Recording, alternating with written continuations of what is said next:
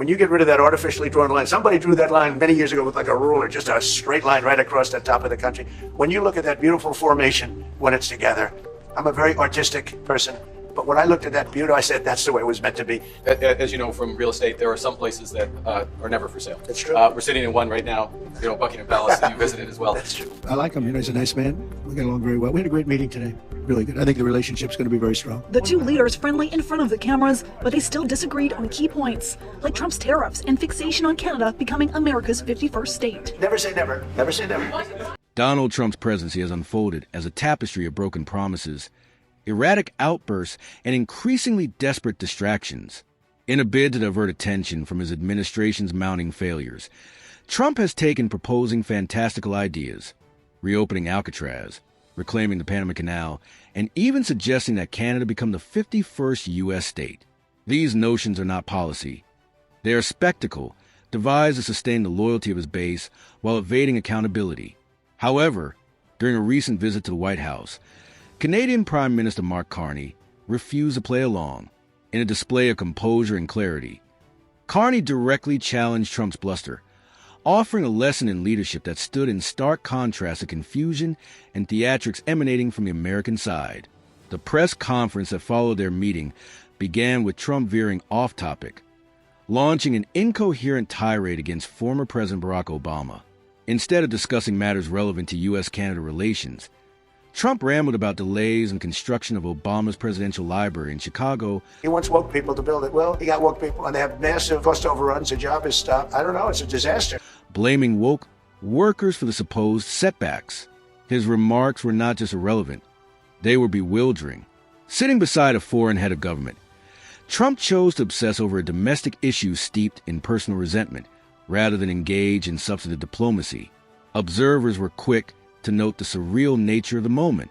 One commentator described Trump as a man whose brain appears to be mush, raising renewed concerns about his cognitive fitness. His claim that he could complete Obama's library on time and under budget was ironic, considering his infamous history of failed business ventures, including bankrupting a casino, a feat that demands particular kind of mismanagement. The invocation of the 25th Amendment, meant to address presidential incapacity, feels less like a hypothetical and more like a pressing concern as Trump continues to exhibit signs of mental and political unraveling. Trump's presidency has been haunted by the ghosts of unkept promises.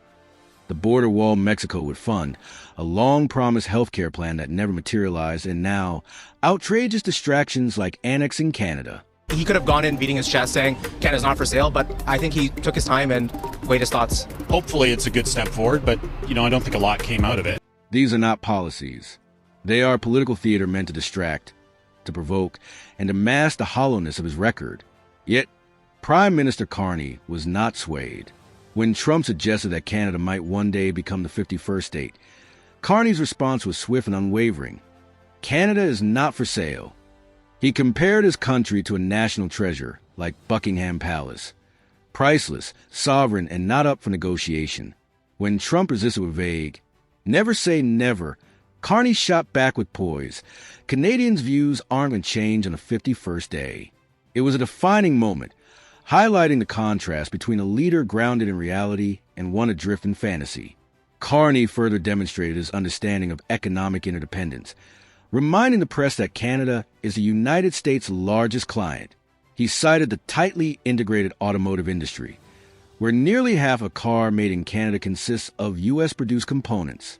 His command of facts laid bare Trump's ignorance, especially when Trump incorrectly claimed that the U.S. does just 4% of its business with Canada.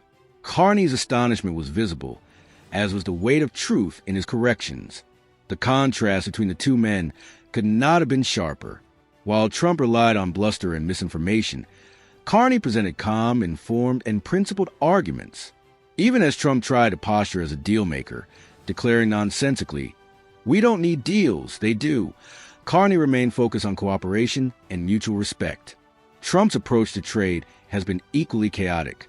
His administration's use of indiscriminate tariffs has alienated allies and disrupted global markets. A recent congressional hearing laid bare the confusion within his team. When Congressman Mark Pan pressed Secretary Scott Bissett on who actually pays tariffs, Bissett floundered. Pan, himself a small business owner, spoke for many Americans when he lamented the rising costs and economic uncertainty these tariffs have caused. Besset's invocation of the Crazy Ivan theory, suggesting unpredictability as strategy, only deepened the unease. Pan dismissed the idea, arguing that such erratic tactics benefit the wealthy while hurting working-class families. It was a moment that crystallized the administration's disconnect from the lived reality of everyday Americans. In truth, Trump's presidency has been far from a demonstration of strategic genius. It is rather a cautionary tale of incompetence. His erratic behavior, coupled with his administration's incoherence, has diminished America's global standing. Allies have turned away, and adversaries like China have seized the opportunity to assert influence. Trump's overtures of friendship toward Canada ring hollow when juxtaposed with his threats, misinformation, and arrogant disregard for diplomacy. Yet Carney's visit to the White House served as a powerful reminder that not all leaders are so easily intimidated. With intellect, dignity, and resolve, he stood his ground and refused to be cowed. For Canadians, it was a proud moment, a display of strength in the face of bluster. For Americans, it offered a glimpse of what leadership could look like. Firm, informed, and unafraid to speak the truth. As Trump continues to spiral, grasping at absurdities to sustain his image, leaders like Carney are stepping forward. They remind the world that honesty, integrity, and competence still matter. And in doing so, they offer hope to those yearning for a return to reason.